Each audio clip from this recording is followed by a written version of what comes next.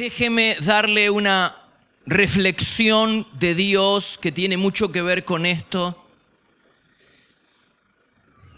Quiero hablar acerca de claves para una paternidad exitosa. Claves para una paternidad exitosa, transformando a los hijos en campeones espirituales. Usted sabe que el error más grande que cometen los padres es creer que los hijos son suyos y que pueden criarlos como quieran. Ese es el error más grande que cometen los padres. La primera mamá, Eva, incurrió en ese error. Cuando nace su primer hijo, Génesis capítulo 4, versículo 1, ella dijo: he producido un hombre. Pero varios años después le nace Set, otro de sus hijos. Génesis 4:25. Y ella dijo: Dios me ha concedido otro hijo. Cuando nace el primero dice: he producido un hombre. Pero después de muchos años parece haber aprendido, después de darse la cabeza contra la pared, parece haber aprendido la lección y ahora ella comienza a criar su hijo no como propio, y dijo, cuando le nace Set, comienza a decir: Dios me ha concedido otro hijo. La primera declaración, he producido un hombre, no es tan positiva como aparenta. He creado un hombre, casi como comparándose con Dios. Esa declaración, esa expresión denota soberbia. Así, de la misma manera que Dios creó un hombre, yo también he creado a un hombre. Da esa sensación de soberbia, como que se está comparando con Dios. Y ella dice: de la misma manera que Dios crea un hombre, yo también he producido un hombre. Pero algo pasa en el camino, y esa mujer se da cuenta que su hijo no es propio, no es suyo, sino que es Dios quien le concedió la administración de ese niño. Y entonces, cuando nace su tercer hijo, llamado Set, ella dijo: Dios me ha concedido un hombre. Y es interesante, es sorprendente lo que ocurre cuando Eva asume la crianza de su hijo con el pensamiento de que no era propio, no era suyo, que era de Dios. Dios me lo concedió, está conmigo en este tiempo, pero es de Él. Yo lo administro, pero es de Él. Es sorprendente lo que sucede cuando ella comienza a criar su hijo con esta idea en la mente, con este pensamiento de que ahora su hijo es de Dios y no de ella. Es sorprendente lo que pasa. Dice Génesis capítulo 4, versículo 26. Fue en aquel tiempo, en ese tiempo en que ella asume la crianza de su hijo con el pensamiento de que no es suyo. Dice: fue en aquel tiempo que la gente por primera vez comenzó a adorar al Señor usando su nombre. Lo más importante que tenemos que aprender los padres es que nuestros niños no son nuestros, son de Dios. Dios nos lo dio para que nosotros pudiéramos administrar sus vidas. Tenemos algunas responsabilidades de las que vamos a hablar en esta noche, pero la primera gran responsabilidad es entender que Dios nos ha concedido hijos, pero son de Él, y es nuestro deber cuidar, guardar, proteger de la mejor manera el tesoro que le pertenece a Dios. Tu familia, tus hijos son de Dios, y Dios estará contigo para poder guiarlos en el camino correcto. Fuerte ese aplauso para el Señor, vamos. Nos cuesta asumir esa responsabilidad. He producido un varón, un hombre, dijo Eva. Ahora, una vez que los padres entienden que los hijos son de Dios, la misión siguiente es hacer que ese hijo conozca a su Creador. La responsabilidad más importante de los padres es guiar a los hijos a que tengan un encuentro con Jesucristo.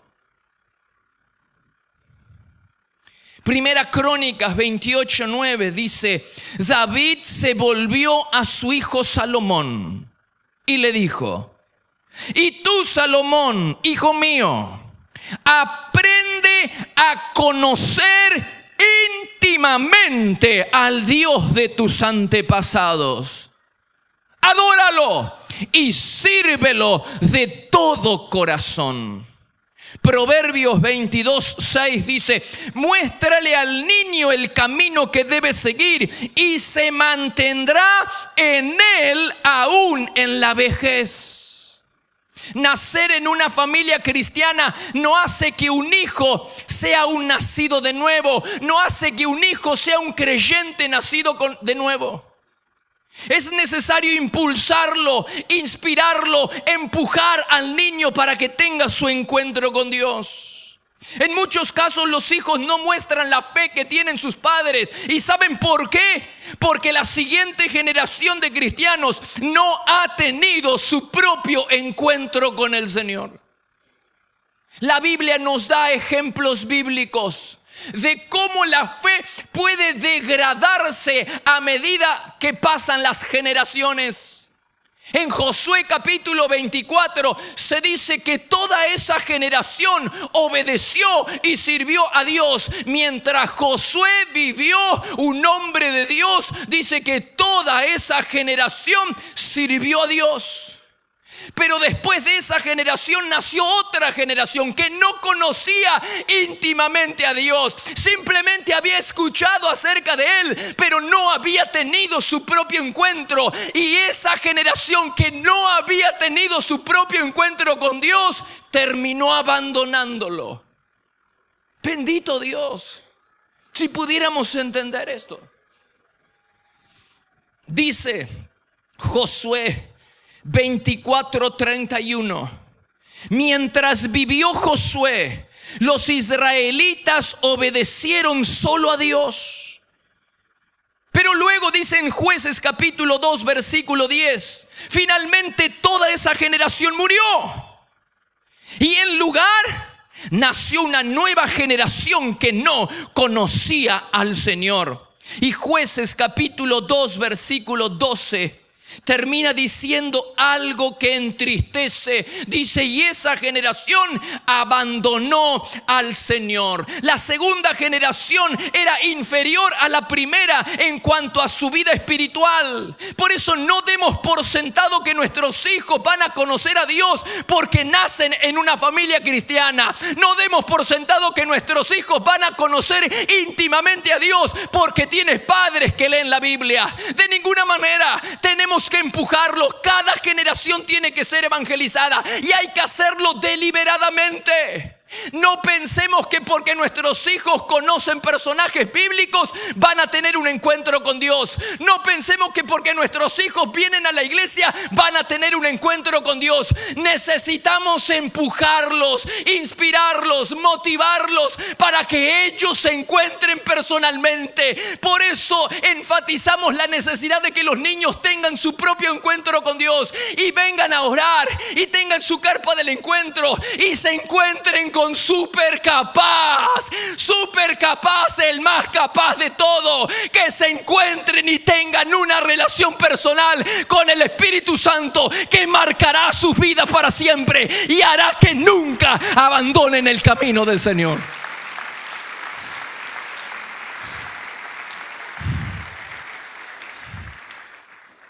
Basta ya de creer que porque los niños están en la iglesia o porque están en la casa y papá y mamá son cristianos, ellos también lo van a hacer. Hay que empujarlos para que tengan tiempos de oración, para que también tengan tiempos de santificación. Por ejemplo, muchos de los padres traen los niños a las 6 de la mañana todos los martes.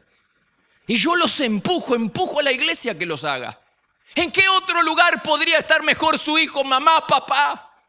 Lo que pasa es que tiene que levantarse a las 5 de la mañana. ¿Acaso nunca se levantaron sus hijos temprano? Cuando salen de viaje, cuando alguien está enfermo, Dios no lo permita. Pero ¿cuántas veces tenemos que levantar a nuestros hijos? ¡Qué bien le hacemos! Aparte, papá y mamá, imagínate esos niños crecer y recordar que papá y mamá los levantaban, pero no para ir a pedir, los levantaban para venir a la iglesia. Esos niños van a marcar para siempre su vida viendo a papá y a mamá entregarse en las manos del Señor.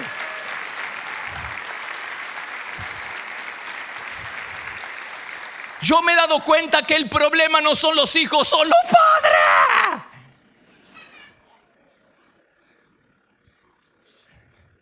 El problema de los hijos son sus padres. Y te lo digo en la cara. La cantidad de testimonios desde que muchos de los padres traen a sus hijos, cómo vienen y las madres nos cuentan, y le sacan fotos porque están ahí arrodillados orando. Los padres están durmiendo y bostezando, ¡ah! Y los hijos están orando. No me sorprende. No me sorprende. Motivemos, empujemos a los niños a que amen y honren a Dios desde pequeño. Imagínate un niño de estos honrando, amando, preparando sus canciones, santificándose y purificando desde niño. Instruye al niño. Yo le creo a Dios. Instruye al niño en su camino, y cuando fuera viejo no se apartará de él. El mejor legado que puedes dejarle a tu familia es que tus hijos conozcan al Espíritu Santo. ¿De qué legado mejor me estás hablando? Claro que vamos a hacer lo posible para dejarle el mejor futuro a nuestros hijos.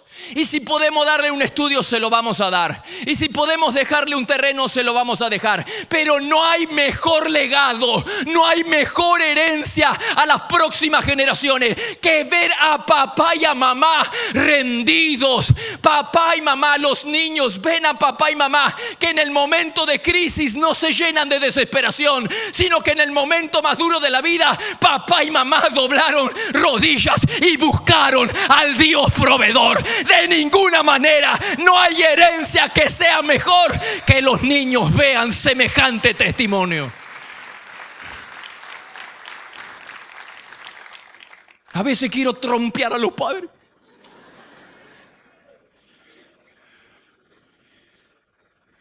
Lo hago por el bien de mi familia. Hermanos queridos, ¿qué puede ser mejor para un niño que ver a papá y a mamá confiar en Dios? ¿Qué puede ser mejor a un niño que ver a papá y a mamá aprontarse los domingos para venir al templo? ¿Qué puede ser mejor para un niño que ver a mamá y a papá preparar su dinerito que tanto le costó recibir, y ahora preparan su dinerito para entregárselo al Señor? ¿De qué otra manera me estás hablando? ¿De qué otra manera podemos bendecir a nuestros hijos si no es a través de nuestro propio testimonio? Que esos niños vean a papá y a mamá rendidos, teniendo fe y confiando en Dios como el proveedor de todas sus cosas. La mejor bendición y la mejor herencia es eso, lo que le puedes dejar a tus hijos. Empújalos a que tengan un encuentro personal con el Espíritu Santo. Haz todo lo posible para que ellos tengan. Por eso David, el hombre de la presencia, tiene algo que decirnos. Le dijo a Salomón: aprende a conocer íntimamente. Y David tenía experiencias que contar. No te sirven de nada, Salomón, si tú no tienes tu propio encuentro y conoces íntimamente al Dios de tus antepasados. Todo lo que yo, David, el gran hombre de Dios, el hombre de la presencia, cuyo corazón era igual al de Dios, no te sirve de nada, Salomón, no te sirve de nada. Por eso vemos hijos cuya fe son raquíticas en comparación con sus padres, porque no ha tenido su propio encuentro con el Señor. Empújalos a toda tu familia a que tenga un encuentro con el Señor. 2. Primero, hacer que nuestros hijos conozcan a su Creador. 2. Hacer que los hijos descubran y cumplan con el propósito de Dios en sus vidas. Piensan los padres de Moisés. Ellos creyeron que Dios les había dado un hijo y que ese hijo tenía un gran propósito. Dice Hebreos capítulo 11, versículo 23. Fue por la fe que cuando nació Moisés sus padres lo escondieron durante 3 meses. Por fe. Vieron que Dios les había dado un hijo fuera de lo común. Tu hijo también tiene un gran propósito. Dios te ha dado un hijo fuera de lo común. Y el hecho de que tú todavía no lo hayas visto no significa de que no sea así. Tu hijo tiene un gran propósito. Ha venido a este mundo porque tiene un gran propósito. Aunque tú todavía no lo veas, tu hijo es fuera de lo común. Y tú tienes que verlo. Pero ¿qué importa si todavía nosotros no lo vemos? Lo que importa es que si tus hijos están en las manos de Dios, su futuro no puede ser menos que esplendoroso, glorioso, estupendo. Pon a tus hijos en las manos del Señor. Aprende a cuidar el tesoro que Dios ha puesto en tus manos. Guíalo en el camino correcto. Obsérvalo mientras crece. Y el Señor te mostrará las habilidades y los dones que tiene. Además, enseña a los niños a que ellos oren por sí mismos, que los niños busquen a Dios y que Dios les mostrará el propósito que tienen. Enseña a tus hijos que nacieron especiales porque Dios los creó. Enseña a tus hijos, impulsa a tus hijos y dile que ellos son especiales y fueron elegidos por Dios con una misión especial. Pero también enséñales que para descubrir ese propósito especial van a tener que obedecer y amar a Dios. Desde pequeño enséñales.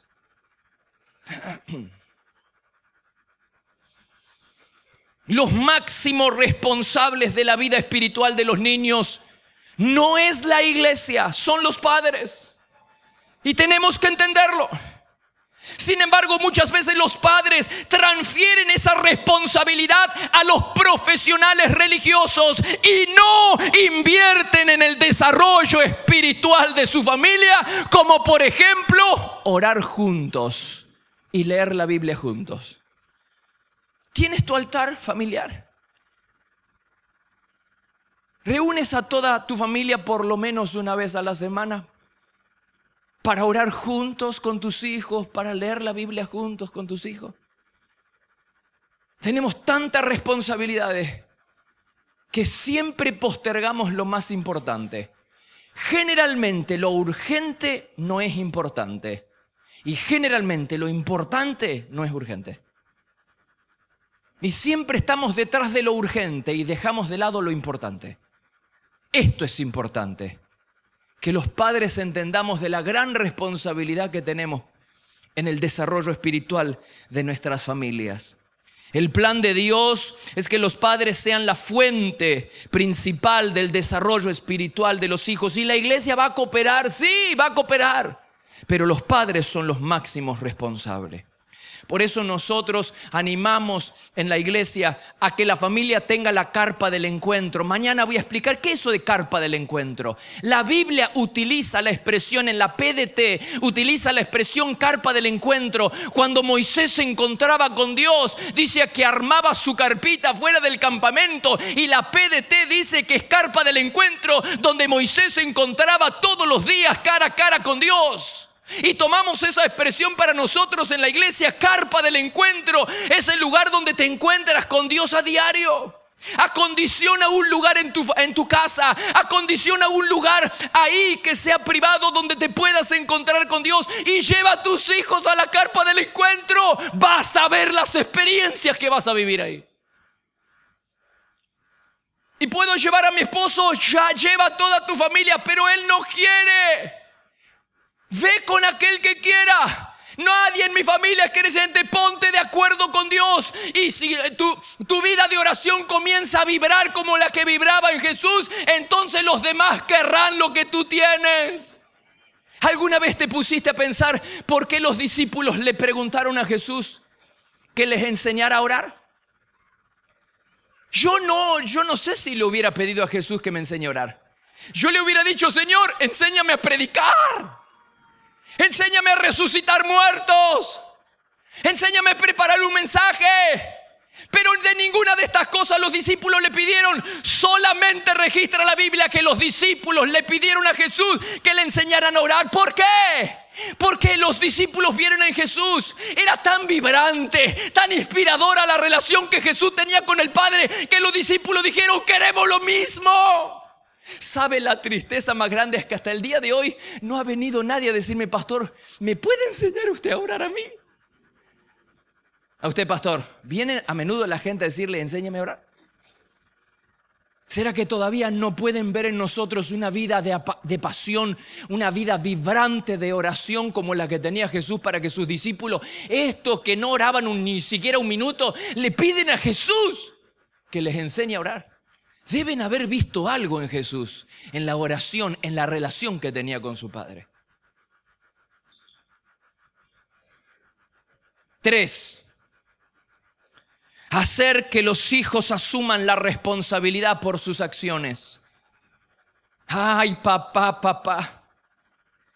Proteger a un niño a fin de que no asuma la responsabilidad por sus acciones puede contribuir a crear un adulto inmaduro. Los niños deben aprender de pequeño que las acciones tienen consecuencias. Se sobreentiende que adecuadas a la edad de ellos, pero las acciones tienen consecuencias. La Biblia dice: todo lo que el hombre siembra, eso va a cosechar. Y Dios no nos llamó a abortar la ley de la siembra y la cosecha. El que cosecha debe ser el que siembra.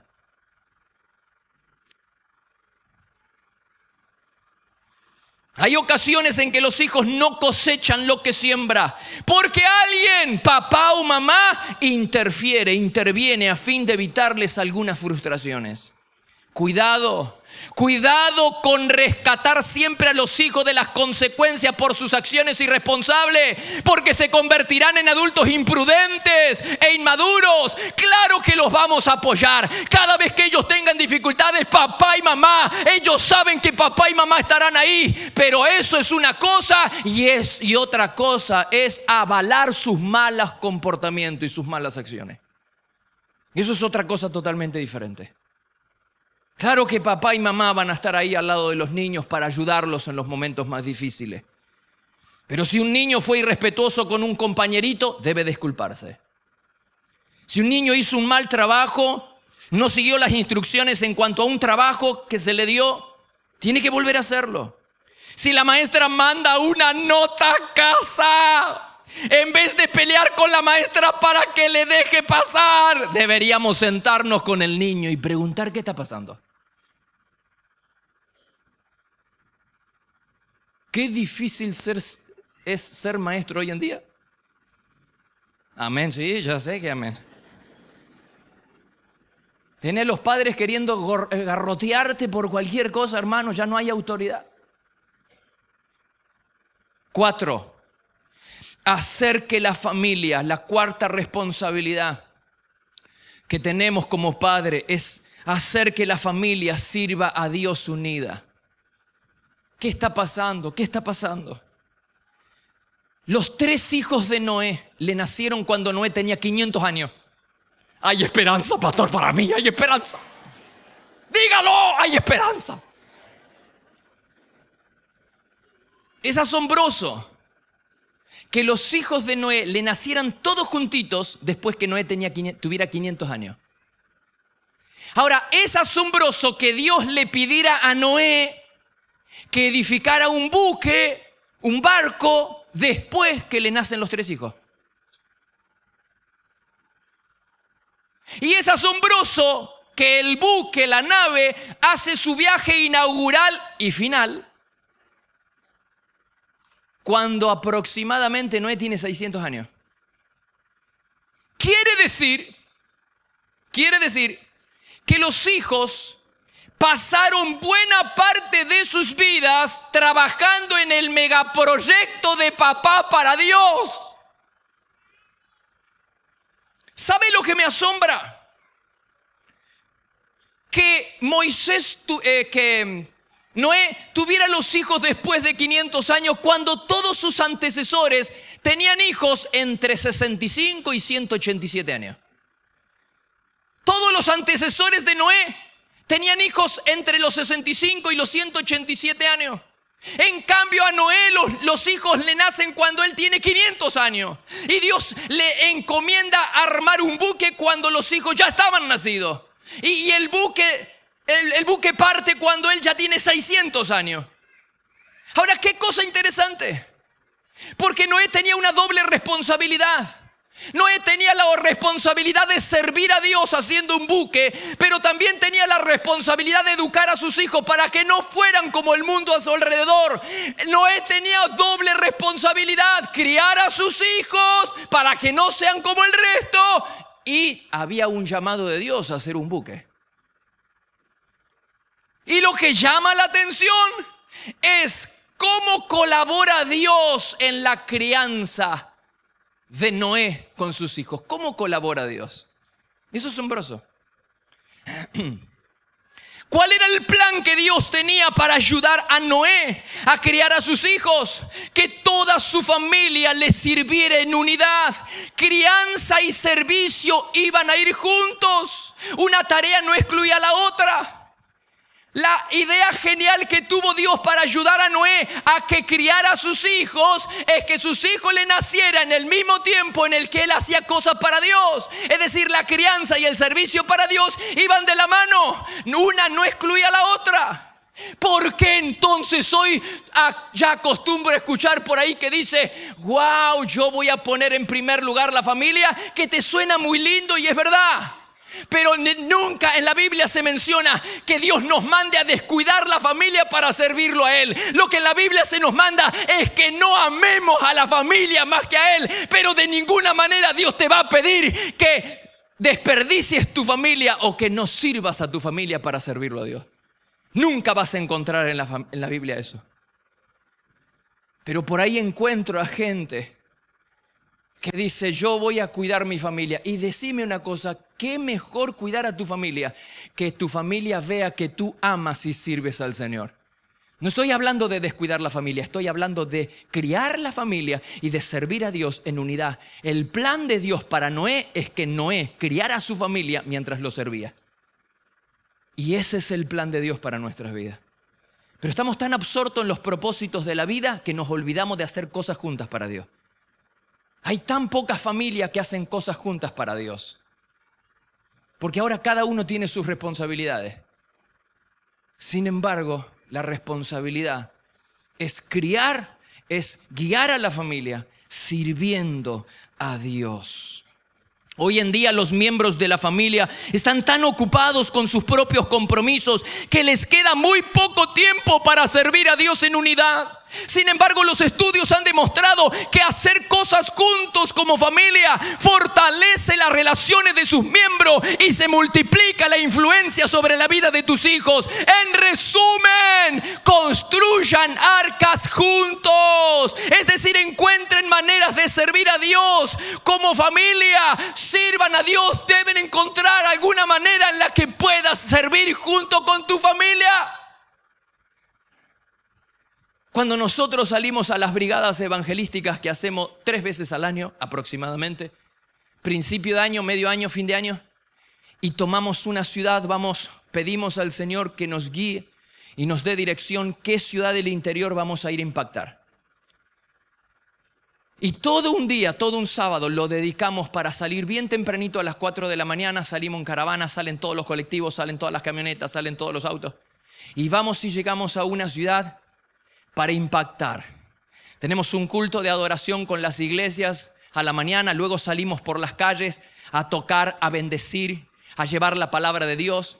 Padres y toda la familia, usted sabe, es tan lindo ver a la familia unida haciendo eso.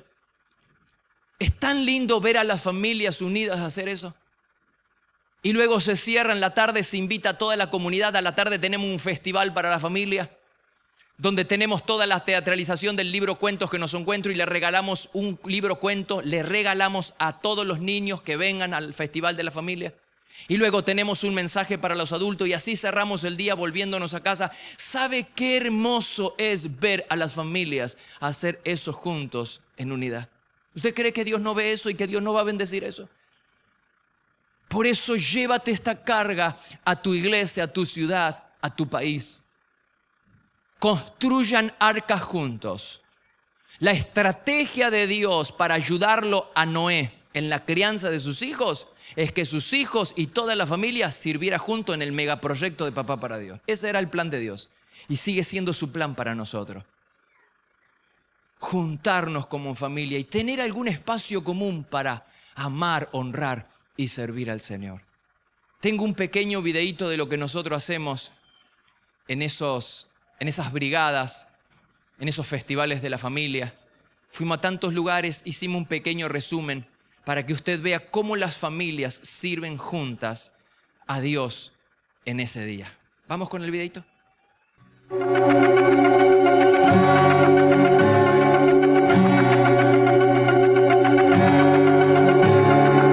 Anytime a heart turns from darkness to light, anytime temptation comes and someone stands to fight, anytime somebody lives to serve and not be served, I know God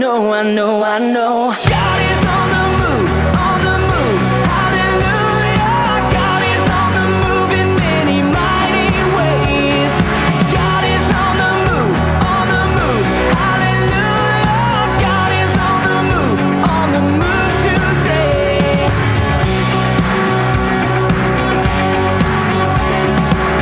Anytime in weakness someone falls upon their knees or dares to speak the truth that sets men free. Anytime the choice is made to stand upon the word, I know God is on the move, hallelujah. God is on the move in many mighty ways. God is on the move, hallelujah. God is on the move today.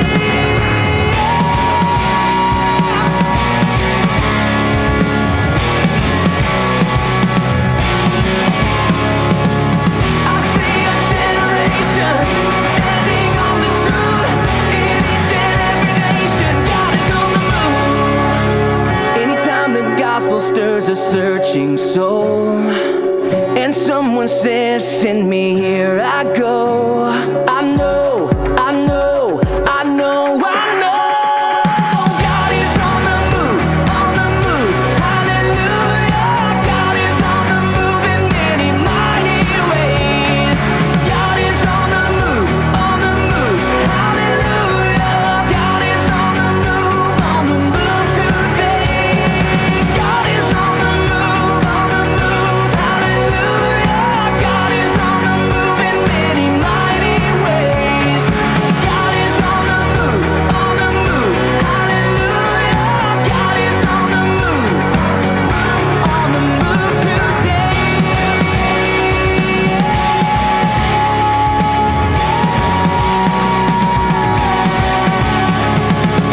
I see a generation standing on the truth in each and every nation. God is on the move.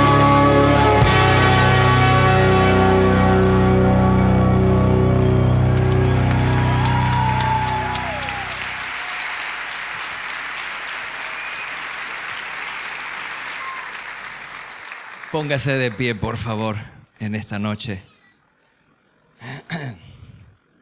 Quiero que hagamos una oración. Vamos a leerla en la pantalla. Una oración de consagración y de bendición para toda la familia y luego podemos volver a casa. Quiero aprovechar la oportunidad para agradecerles a todo el mundo por estar en el Congreso y por tener tanta paciencia.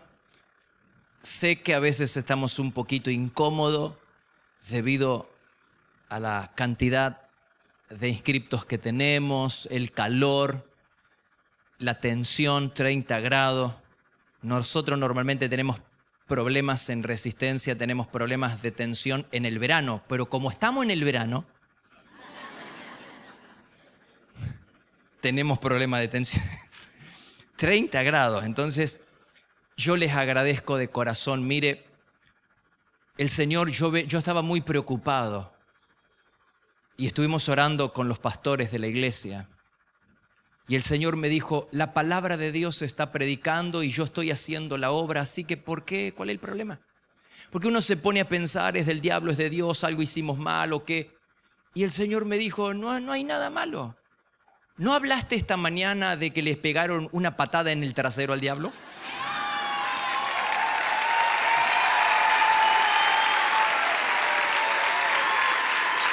Sí, Señor.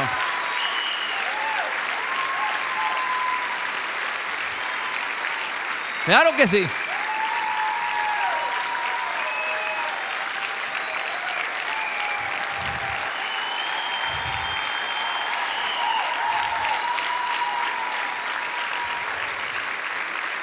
Yo les tengo que decir una cosa, se los dije anoche. El diablo no tiene autoridad. Tiene poder, pero no tiene autoridad. ¿Y cuál es la diferencia, pastor, entre poder y autoridad? Te lo voy a simplificar. Imagínate que vos tengas la bomba atómica en tus manos. Las tienes en tus manos. Usted sabe que la bomba atómica, wow. Pero no tienes el poder para detonarla.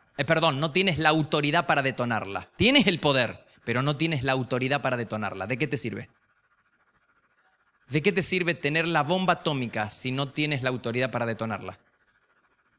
El diablo tiene poder, pero no tiene autoridad a menos que nosotros se la demos. Por eso, mientras nosotros estemos en sujeción, en el camino de la rectitud, de la obediencia, no tenemos por qué temer, hermano. No me le tengan miedo al diablo. Le dije, el diablo lo único que puede hacerte sobre tu vida y sobre tu familia es sacarte la lengua. Y debe ser más fea que la mía. Lo único que puede hacer es sacarte la lengua del otro lado de la ventana, porque ni siquiera puede estar en tu casa, porque estamos protegidos por el Señor y tenemos que creer una vez por todas de que estamos protegidos por el Señor.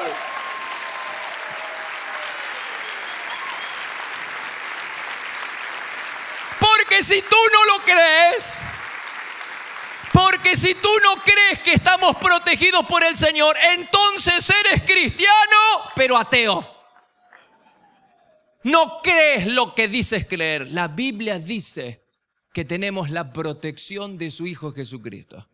Si estamos caminando, tenemos su protección. Entonces hay que creerle. Ya le dije, el diablo pone en duda la palabra de Dios. Lo que hace el diablo es poner en duda la palabra de Dios. Y el diablo sabe que un cristiano con dudas es un cristiano sin poder. Entonces el Señor me dijo, no están haciendo nada mal. ¿No me dijiste que vienen preparándose hace un año? Sí, Señor, tú sabes, derramando lágrimas un año. Pues está todo bien. El diablo te intimidará, nos va a intimidar. Pero la palabra de Dios sigue siendo predicada, la presencia de Dios sigue estando en este lugar y nuestras vidas siguen siendo tocadas por el Espíritu de Dios cada momento en este congreso. Tu vida sigue siendo tocada por Dios en este congreso.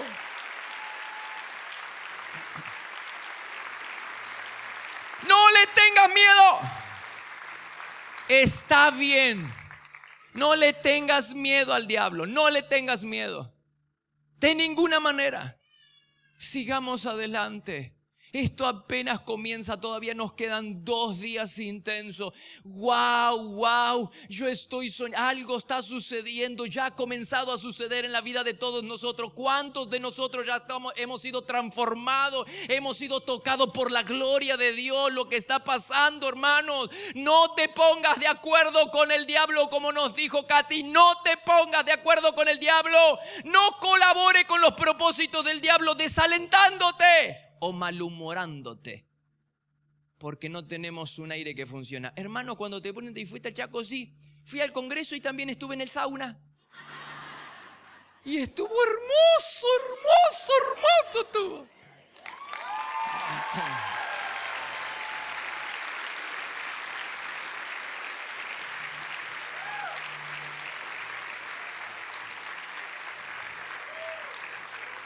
Vamos a aprender a ver el lado positivo de las cosas. Estuve en el sauna y mañana vamos a estar otra vez. No, señor. Demasiado ya hoy. Claro, así que yo les agradezco a todos la paciencia que tienen. Yo les puedo asegurar que todo lo que estamos haciendo lleva mucha oración. Acá nada se hizo sin oración, sin llorar, sin clamar. En Brisco, en los stands, en el que reparte el agua caliente, en todo, hermanos. Hay mucho amor. Y si en algo estamos fallando, le pido perdón. Pero no es intencional, ¿eh? No es intencional. Los chaqueños somos buenos. Somos buenos los chaqueños.